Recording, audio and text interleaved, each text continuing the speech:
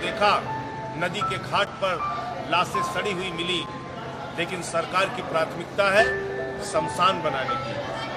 ये लोग ऐसी सरकार चला रहे हैं जिसमें इनकी प्राथमिकता गांव-गांव में शमशान बनाने की है। लेकिन खतरा अभी टला नहीं है, क्योंकि कृषि मंत्री जी का बयान आता है कि हम एक कदम पीछे हटे जरूर हैं, लेकिन नए तरीके से इस कानून को दोबारा लेकर आएंगे।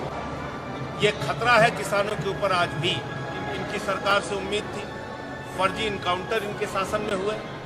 इस सरकार से उम्मीद थी कि भ्रष्टाचार खत्म करेंगे। हमने देखा कोरोना की महामारी में 800 का ऑक्सीमीटर 5000 में खरीदा गया, 1600 का थर्मोमीटर 13000 में खरीदा गया, 12000 का ऑक्सीजन सिलेंडर 55000 में खरीदा गया, 8 लाख का बच्चों का वेंटिलेटर 22 लाख में खरीदा गया। और ये सारे भ्रष्टाचार मैंने खोले और इसकी शिकायत की।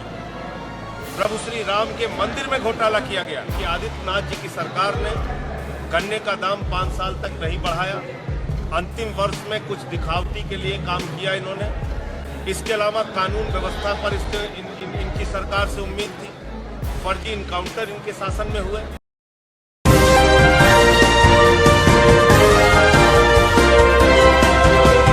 गुर्जर जी के समर्थन में एक विशाल तिरंगा यात्रा निकाली गई भाई सोमेन ढाका जी और साथियों के नेतृत्व में।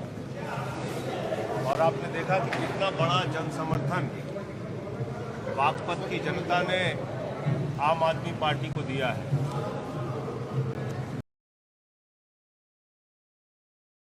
आज देखने दरअसल सही जन विश्वास ये है जो आज देखने को मिला, और वो जन विश्वास आम आदमी पार्टी के प्रति है, क्योंकि हमने एक दिल्ली का मॉडल प्रस्तुत किया जहां हम 300 यूनिट बिजली फ्री देने की बात उत्तर प्रदेश के लोगों को कर रहे हैं। 10 लाख सरकारी नौकरियां हर साल देने का वादा किया है, गारंटी दी है केजरीवाल जी ने, और 5000 रुपए प्रतिमाह बेरोजगारी भत्ता देने का भी वादा और गारंटी हमने की है। तो हम अपने मुद्दों को लेकर जनता के बीच में चुनाव लड़ने जा रहे हैं।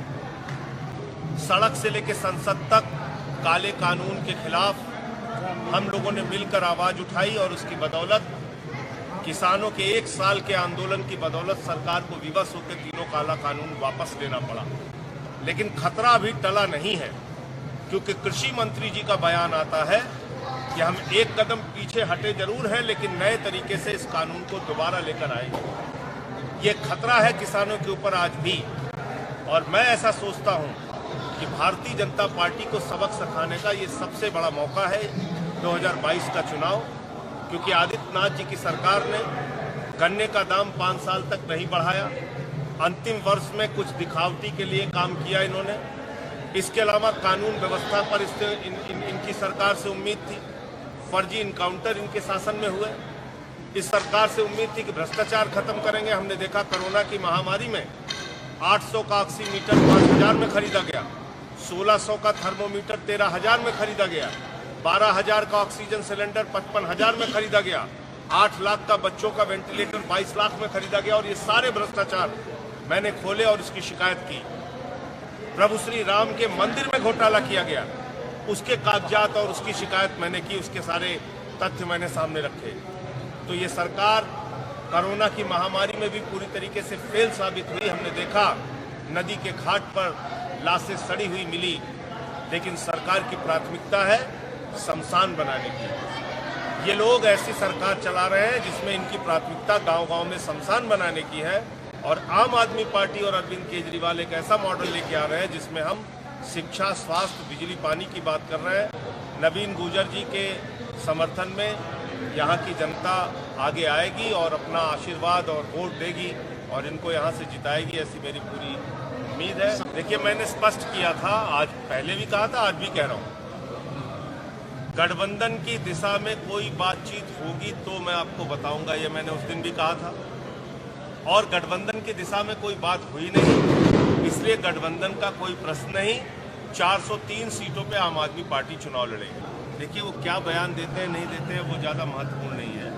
उत्तर प्रदेश की जनता इस समय मुद्दों पर वोट देना चाह रही है, और उसके सामने मुद्दा है किसानी का, मुद्दा है रोजगार का, मुद्दा है बिजली का, मुद्दा ये चुनाव के समय में और ये आपस में नूरा कुश्ती करते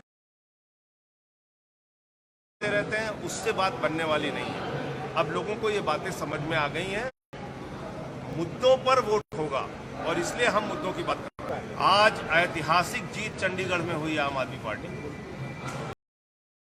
है, संकेत है कि अब ये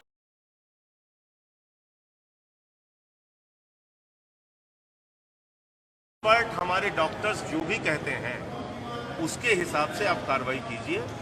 जनता का जीवन बचाने के लिए जो भी जरूरी कदम है उसको उठाइए, लेकिन इसमें चुनावी राजनीति का खेल मत खेलिए। हमने देखा बंगाल के समय में लोग मर रहे थे और भारतीय जनता पार्टी नहीं है। चुनाव आयोग को इस पर फैसला लेना चाहिए, बीजेपी का इससे कोई लेना देना नहीं होना चाहिए। और जो चुनाव आयोग डॉक्टर्स की जो सलाह हो, एक्सपर्ट्स जो हमारे कहते हो, कोरोना से बचने के लिए जितने कदम उठाने की जरूरत है उठाइए, हम साथ देंगे। लेकिन ये राजनीति के दृष्टि से कि हम